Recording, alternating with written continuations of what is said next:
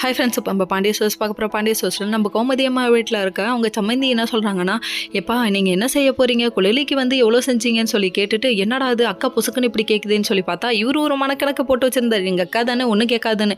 ஆனால் தாயாக இருந்தாலும் பிள்ளையாக இருந்தாலும் வாயும் வயிறு வேறன்னு சொல்லி ஒரு பழமொழி சொல்லுவாங்களே, அந்த கணக்கு தாங்க.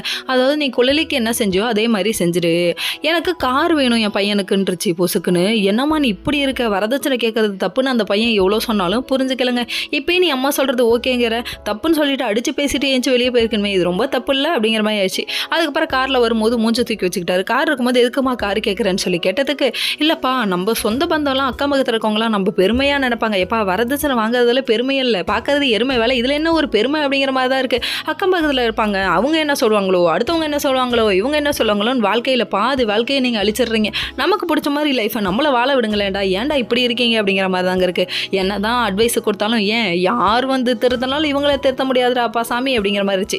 சரின்னு இவங்க ஒரு பக்கம் கேட்டு கிளம்பிட்டாங்க. என்ன பண்ணுறது தெரியாமல் மொத்த குடும்பமும் முழிக்குது. நம்ம சரவணன் ஒரு பக்கம் என்னடா பண்ணது தெரியாமல் உட்காந்துருக்க, நம்ம ராஜியோட கதிரோட ரொமான்ஸை பார்த்துட்டு இருக்காங்க. பைக்கை பார்த்துட்டு இருக்காங்க. அந்த டைம் உனக்கு பைக் வேணுமா, நான் வாங்கி தட்டுமான்னு கேட்குறாங்க நம்ம ராஜி.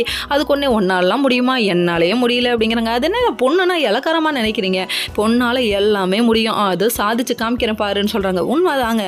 அதுவும் ஒரு பொண்டாட்டினா முடியாதுன்ற நினைப்பே அவங்களுக்கு இருக்குது. ஏன் இவங்களால சம்பளத்துக்கு போய் வேலை செஞ்சு உங்களால் வாங்கி தர முடியாதா, என்ன நினச்சிட்டு இருக்கீங்க அப்படிங்கிற மாதிரி இருக்குது. சரி விடுங்க, இவங்க இப்படி தான் இருப்பாங்க. அதுக்கப்புறம் மீட்டிங்கை போடுறாங்க. எப்படி சமாளிக்கிறதுன்னு தெரியல. 3 மருமகளும் சேர்ந்து ஏன் நகையை எடுத்துக்கோன்றாங்க.